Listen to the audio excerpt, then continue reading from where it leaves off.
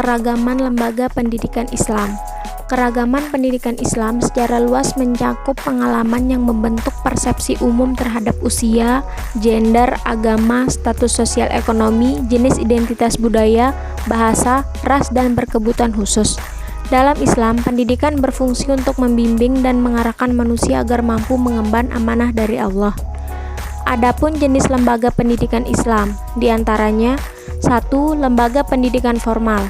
Pendidikan formal merupakan bentuk pendidikan yang pelaksanaannya teratur, sistematis, bertingkat, dan ada ketentuan atau syarat-syarat yang jelas. Sekolah dan madrasah termasuk dalam bentuk pendidikan formal. Sekolah lahir dan berkembang secara efektif dan efisien dari dan oleh serta untuk masyarakat. 2.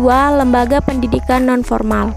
Lembaga pendidikan non-formal adalah lembaga pendidikan yang teratur dan terstruktur, meskipun tidak terlalu ketat mengikuti peraturan dan ketentuan yang berlaku. Pendidikan non-formal umumnya didirikan oleh masyarakat sebagai bentuk kepeduliannya terhadap peningkatan mutu SDM masyarakat.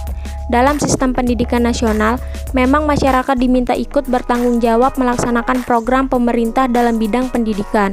Sehingga tidak heran jika banyak pendidikan non-formal baik jenis kompetensinya maupun bidang ajarannya terdapat di Indonesia, seperti lembaga sosial dan keagamaan, masjid, musola, langgar, surau, serta berbagai lembaga pendidikan dan sosial lainnya seperti kursus-kursus di masjid, majelis-majelis taklim, dan taman pendidikan Al-Quran.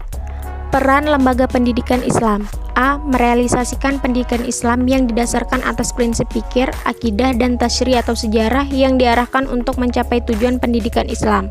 Bentuk dan realisasinya adalah agar peserta didik beribadah, mentauhidkan Allah Subhanahu wa Ta'ala, tunduk dan patuh kepada perintah dan syariatnya.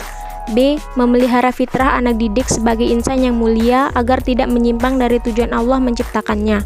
C. Memberikan kepada peserta didik tentang sejarah, peradaban, dan kebudayaan Islam dengan cara mengintegrasikan ilmu-ilmu alam, sosial, ilmu eksak dengan landasan ilmu agama, sehingga peserta didik mampu melibatkan dirinya terhadap perkembangan ilmu pengetahuan dan teknologi.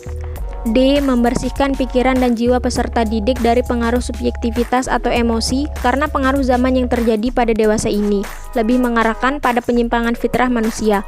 E. Memberikan wawasan nilai moral dan peradaban manusia yang membawa khazanah pemikiran peserta didik menjadi berkembang. F.